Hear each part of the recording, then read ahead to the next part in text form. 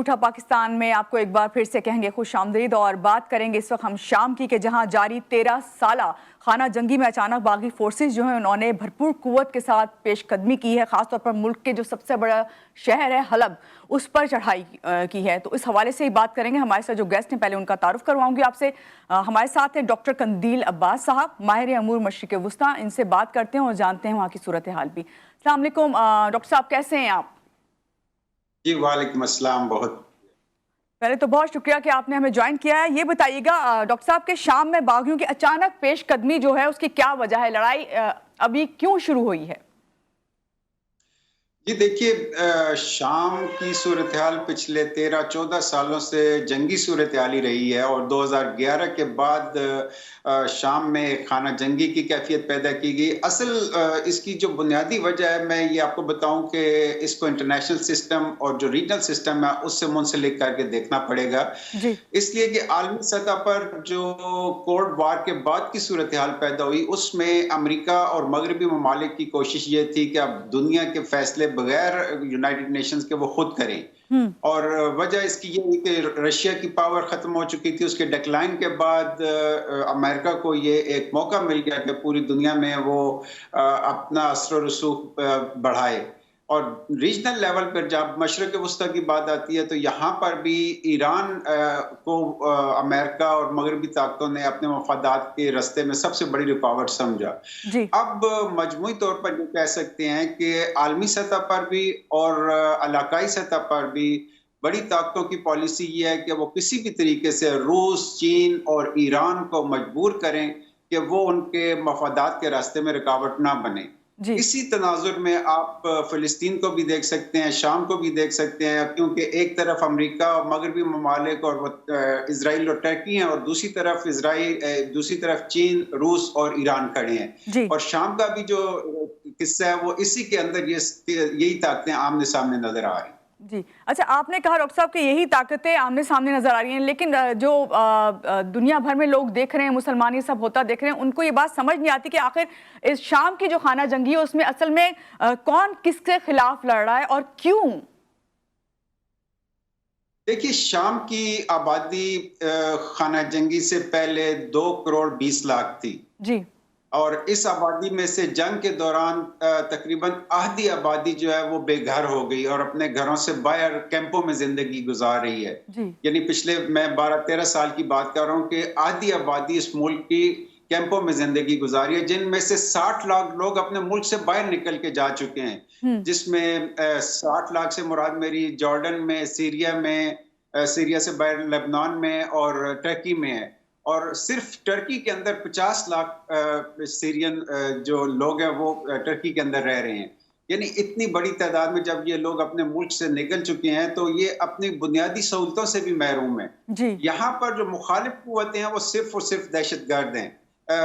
معمولی سطح پر کوئی سیریا کے اپنے گروپ بھی تھے، لیکن انفارچونیٹلی جو دہشت گرد گروپ ہیں یا جو انتہا پسند گروپ ہے، ان کو ایک ٹول کے طور پر استعمال کیا جا رہا ہے۔ ماضی میں بھی اسرائیل نے اور امریکہ نے ٹرکی کو اپنی پراکسی بنا کر ان گروپوں کو ایران کے خلاف۔ آپ سے میں جاننا چاہوں گی ایک بار پھر سے کہ آپ نے جس طرح بتایا کہ آدھے سے زیادہ جو عوام ہے، شام میں رہنے والے جو رہائشی لوگ تھے، وہاں کی جو عوام تھی وہ آدھے سے زیادہ جا چکے ہیں، اور آدھی جو لوگ رہ گئے ہیں وہاں پہ خیموں پہ زندگی گزاریں، تو اس کے بعد دہشت گرد جو ہیں یہ تمام صورتحال پیدا کر رہے ہیں اور حملے کر رہے ہیں اور خوف پھیلانے کی کوشش کر رہے ہیں، تو کیا آپ سمجھتے ہیں خطے پر اس خانہ جنگی کے کیا اثرات مرتب ہوں گے؟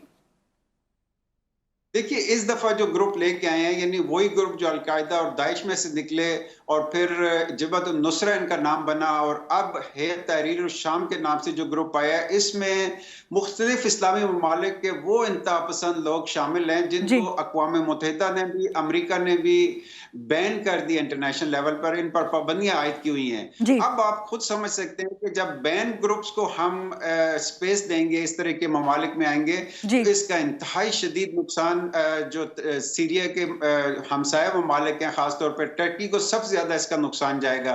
देखिए, हम माजी में इस तजर्बे से गुजर चुके हैं कि जब अफगानिस्तान के हालात बने तो वहां पर एक्टिवेट किए जाने वाले दहशतगर्द और इंतहा पसंद ग्रुपों ने पाकिस्तान और बल्कि इस पूरे खित्ते के अमन को तबाह किया. अभी यही तजर्बा जब शाम में दोहराया जाएगा तो मेरा ख्याल है इसका सबसे बड़ा नुकसान खुद टर्की को होगा. और दूसरा जो अरब ममालिक हैं जिनकी इकॉनमी बहुत अच्छी जा रही है, पीस है, वहां पे अमन और अमान है, इसकी वजह से वहां पर भी हमें एक इंस्टेबिलिटी और एक सोशल अनरेस्ट नजर आएगा. जी, अच्छा, यहाँ पे इसी हवाले से बात करूंगी. जब ये तमाम चीजें सूरत हाल देख रहे हैं तो इसमें क्या आपको लगता है क्या जो मशरिक वुस्ता है वो इस वक्त दोबारा से खाना जंगी की लपेट में आ सकता है? बिल्कुल ऐसे. देखिए, शाम की सूरत हाल को आप फिलिस्तीन से अलग करके नहीं देख सकते. बिल्कुल. इस वक्त फिलिस्तीन में जो ऑफिशियल जो फिगर्स आ रहे हैं, 45,000 से लोग शहीद हो चुके हैं जी. और एक इंतहाई दुख की बात यह है कि पूरा गजा मलिया मेट किया जा चुका है और अनफॉर्चुनेटली कहीं से भी उनकी हमायत में अमली तौर पर कोई आवाज नहीं उठी.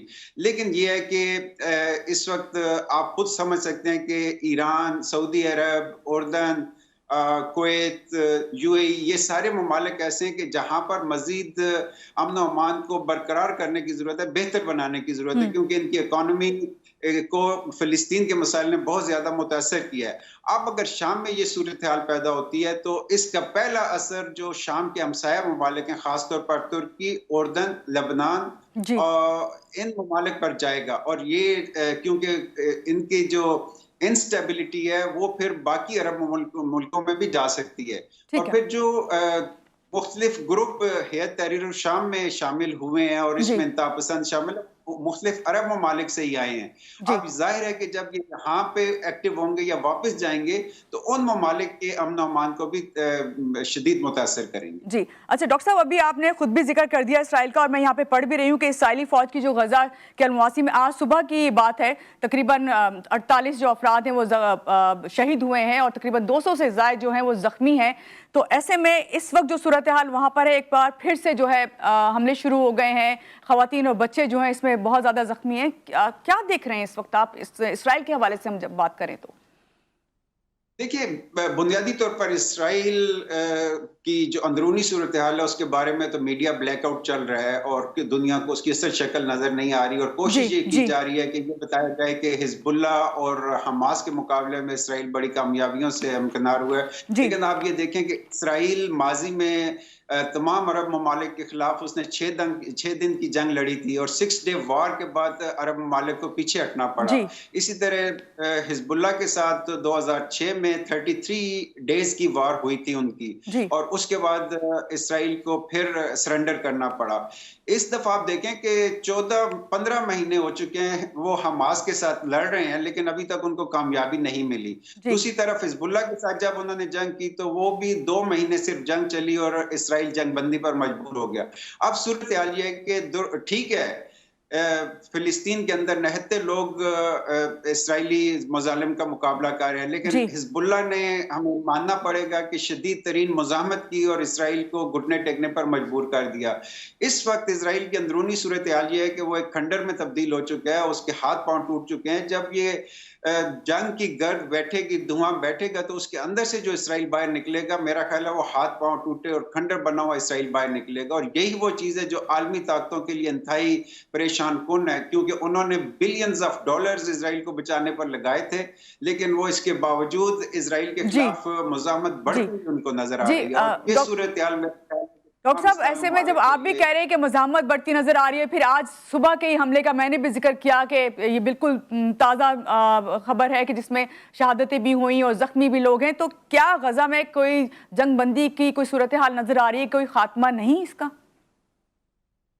देखिए, एक बड़ी होप और उम्मीद ये थी कि जो नए अमेरिकी सदर आए हैं डोनाल्ड ट्रंप, इनके आने के बाद चूंकि उन्होंने एक प्रॉमिस किया था कि वो जंगें बंद कराएंगे, लेकिन जो स्टेटमेंट उन्होंने दिया है वो अलार्मिंग है. उन्होंने कहा कि अगर मेरे हलफ बर्दारी की तकरीब से पहले हमास ने इसराइल के जो दहशतगर्द पकड़े हुए हैं, मैं उन्हें दहशतगर्द इसलिए कहूंगा कि वो सेटलर थे, उनके हाथ में असला था जिनको उन्होंने अरेस्ट किया हमास ने, तो उन्होंने धमकी दे दी है डोनाल्ड ट्रंप ने, अगर इनको آزاد نہ کیا گیا تو وہ غزہ کو جہنم میں تبدیل کر دیں گے. یعنی یہ اتنی بڑی طاقت کا سٹیٹمنٹ آنا بڑا الارمنگ ہے.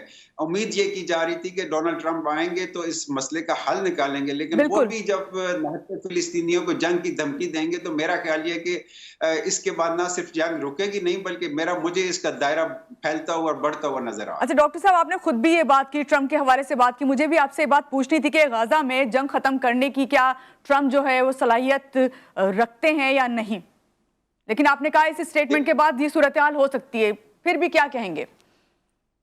دیکھیے، میں مشرق وسطیٰ کو اسرائیل کو امریکہ کی ایک پراکسی سمجھتا ہوں، جو کہ امریکہ یا مغربی طاقتوں کی مدد کے بغیر شاید چند دن بھی زندہ نہیں رہ سکتی. تو اگر مشرق وسطیٰ میں امن آ سکتا ہے تو صرف اس صورت میں آ سکتا ہے امریکہ اور مغربی طاقتیں ایک تو اس کی دہشت گردانہ حمایت بند کریں، اور دوسرا امن و امان اگر وہ چاہتے ہیں تو گفتگو اور مذاکرے کا رستہ کھولیں. لیکن اگر وہ بھی طاقت کے زور پہ خطے میں آئیں گے تو میرا خیال ہے اس سے نہ صرف یہ کہ امن برقرار نہیں ہوگا بلکہ امن کو مزید نقصان پہنچے گا اور جنگ پھیلے گی. اس وقت ڈونلڈ ٹرمپ یہ کر سکتے ہیں کیونکہ انہوں نے کہا تھا کہ ہم ہاؤس اینڈ آرڈر بھی کریں گے اور دنیا کی جنگوں سے اپنے آپ کو باہر نکالیں گے. اگر یہ پالیسی لے کر آتے ہیں تو گفتگو اور مذاکرات کے ذریعے میرا خیال ہے بالکل امن و امان برقرار کیا جا سکتا ہے. جی بہت شکریہ ڈاکٹر قندیل عباس ہمارے ساتھ اس وقت موجود تھے، ماہر امور مشرق وسطیٰ. انہوں نے بات کی ہم سے شام کے اور غزہ کے حوالے سے. تو اللہ کرے ہم سب کی یہی دعا ہے کہ یہ جہاں پہ بھی یہ خانہ جنگی ہو رہی ہے پوری مسلم امہ جو ہے ان کے لیے دعا گو ہے. اللہ کرے بہتر سے بہتر ہو اور یہ خانہ جنگی جو ہے رک جائے. یہاں لیں گے ایک بریک کے بعد واپس آئیں گے. آپ ہمارے ساتھ رہیے.